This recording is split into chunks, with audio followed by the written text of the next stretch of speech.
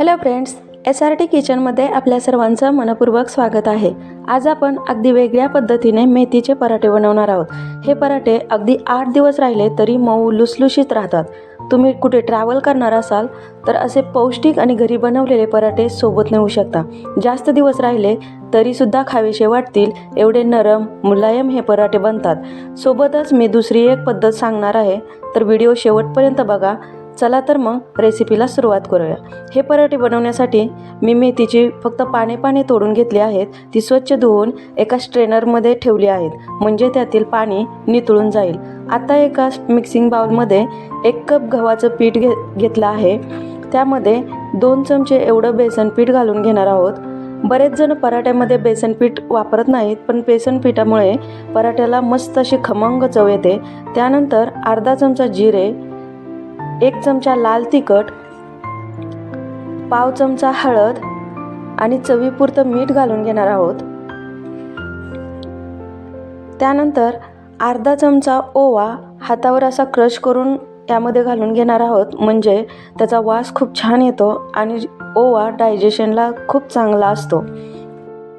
त्यानंतर आपलं महत्त्वाचं जे साहित्य आहे ते म्हणजे बटरचा क्यूब, ज्यामुळे आपले पराठे मऊ लुसलुशीत असे नरम मुलायम असे बनतात, ज्यामुळे पराठ्याची चव अजूनच वाढते।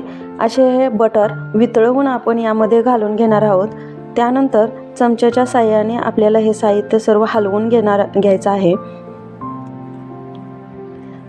पिठात सर्व साहित्य मिक्स झालं की हातानं पिठाबरोबर हे सर्व साहित्य चोळून घेऊया, आणि म्हणजेच आपलं जे साहित्य आहे ते पिठाबरोबर चांगलं मिक्स होईल। त्यानंतर आपण जी स्ट्रेनरमध्ये मेथी ठेवली होती ती अशी चिरून 1 कप एवढी मेथी यामध्ये घालून घेणार आहोत। 1 कप पीठ घेतलं आहे, त्यासाठी 1 कप एवढीच मेथी घेतलेली आहे। ती आता ह्या पिठाबरोबर चांगली मिक्स करून घेऊया। पिठाबरोबर मिक्स झाले की थोडं पाणी करत आपल्याला हे पीठ मळून घ्यायचं आहे। हे पीठ मळताना खूप पाणी लागत नाही, मेथीलाही मॉइश्चर असतं, त्यामुळे पाणी थोडं वापरायचं आहे। तुम्हाला जर पराठ्यामध्ये बटर वापरायचं नसेल तर दुसरी पद्धत, 1 ते 1.5 चमचा तेल घालून घ्यायचं आणि त्यामध्ये 2 मोठे चमचे दही घालायचं, म्हणजे पराठे मऊ होतात। परंतु हे पराठे जास्त दिवस टिकत नाहीत, त्यामुळे तुम्ही ते ट्रॅव्हलिंग करताना नेऊ शकत नाही। आणि हे पहा, आपले पीठ मळून झालेले आहे। आता याचे छोटे छोटे गोळे बनवून घेऊया। तुम्हाला जेवढ्या आकाराचे हवे आहेत तसे बनवू शकता। मी या छोट्या आकाराचे बनवले आहेत। या आकारामध्ये 7 ते 8 पराठे होतात 1 कप पिठामध्ये। हे पहा, एवढ्या आकाराचे बनवलेले आहेत। अशा या आकारात सगळे गोळे बनवून झाले की आपण हे पराठे लाटून घेणार आहोत।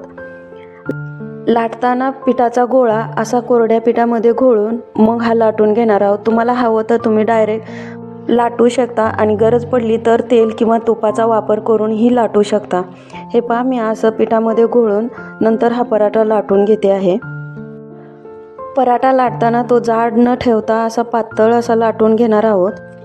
हे पहा, या टाईपचा पातळ असा लाटून घेतला आहे मी। लाटून झाल्यानंतर हा पराठा आपण कॉटनच्या कपड्यावर ठेवणार आहे, म्हणजे काय, त्याची वरची बाजू सुकणार नाही आणि पराठा पटकन भाजला जाईल।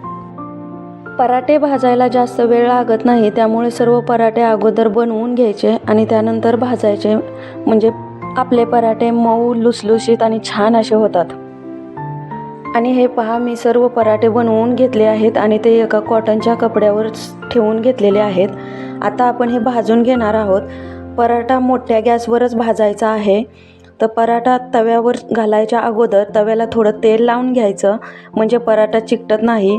आणि पहिले एकाद दुसरा पराठा भाजताना थोडंसं चिकटू शकतात आणि नंतर तवा नॉनस्टिकचं काम करतो, म्हणजे पराठे आपले चिकटत नाहीत।